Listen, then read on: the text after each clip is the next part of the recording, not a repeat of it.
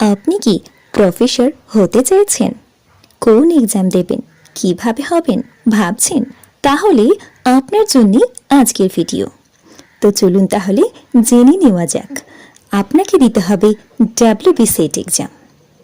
তো আপনি ভাবছেন আসলে এই ডাব্লিউবি সেট এক্সাম কি, এর ফুল ফর্ম কি, কে কন্ডাক্ট করছে, purpose, eligibility, attempts, exam structure, scheme, কিভাবে কোয়ালিফাই করবেন, এক্সাম ডেটই বা কবে, বা ওয়েবসাইট কি। তো চলুন তাহলে সমস্ত কিছুই থাকছে আজকের ভিডিওতে। তো শুরু করা যাক। তো আপনাকে প্রফেসর হওয়ার জন্য দিতে হবে ডাব্লিউবি সেট এক্সাম। আর এই ডাব্লিউবি সেট এক্সামের ফুল ফর্ম হচ্ছে West Bengal state eligibility test. আর এটা কার আন্ডারে পড়ছে, কে কন্ডাক্ট করছে? না, West Bengal college service commission বা ডাব্লিউবিসিএসসি। এবার আমরা দেখে নেব এই ডাব্লিউবি সেট আসলে কি। এই ডাব্লিউবি সেট আসলে West Bengal state eligibility test, যা অ্যাসিস্ট্যান্ট প্রফেসর হবার জন্য একটি এলিজিবিলিটি। এরপরে আমরা জেনে নেব এডুকেশন কোয়ালিফিকেশন। আমরা কখন এই ডাব্লিউবি সেট দিতে পারি?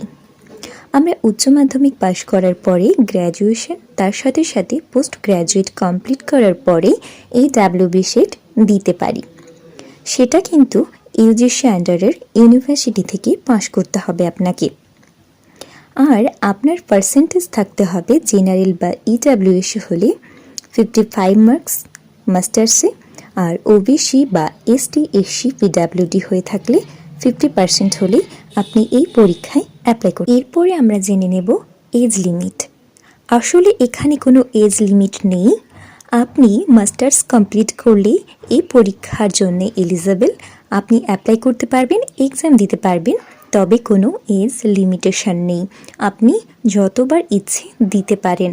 এখানে আপনি নিশ্চয়ই দেখতে পাচ্ছেন যে অ্যাটেম্পটসেও লেখা আছে no limit to the number. Okay, এরপরে আমরা দেখে নেব এক্সাম স্ট্রাকচার। আমাদের পরীক্ষা অনলাইন মোডে না অফলাইন মোডে হবে, কটা পেপার থাকছে?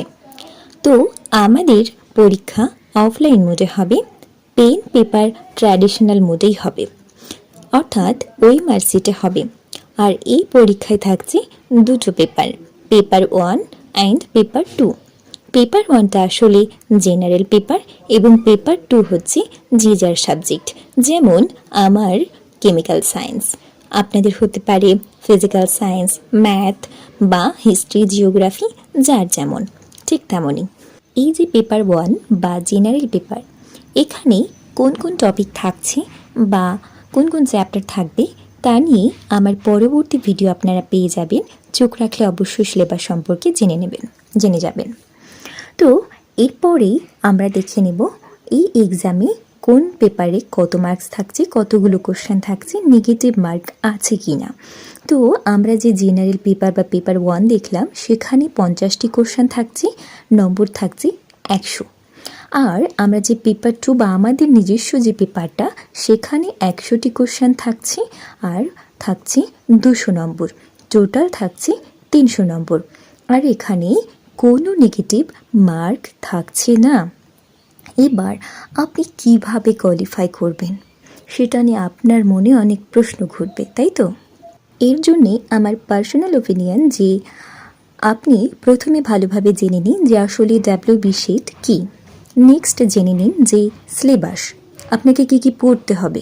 তারপর চ্যাপ্টার ওয়াইজ সুন্দর করে নোটস বানাতে শুরু করুন। এরপরে নোটসগুলো কমপ্লিট হয়ে গেলে প্রতিনিয়ত পড়ুন, প্র্যাকটিস করুন, আর সাথে সাথে ওই চ্যাপ্টারের উপরে কোশ্চেন প্র্যাকটিস করুন। তারপরে করবেন পিওয়াইকিউ বা প্রিভিয়াস ইয়ার কোশ্চেন। তারপর আপনি দেবেন মক টেস্ট। এই সব কিছুর জন্য চোখ রাখতে পারেন আমাদের চ্যানেলে।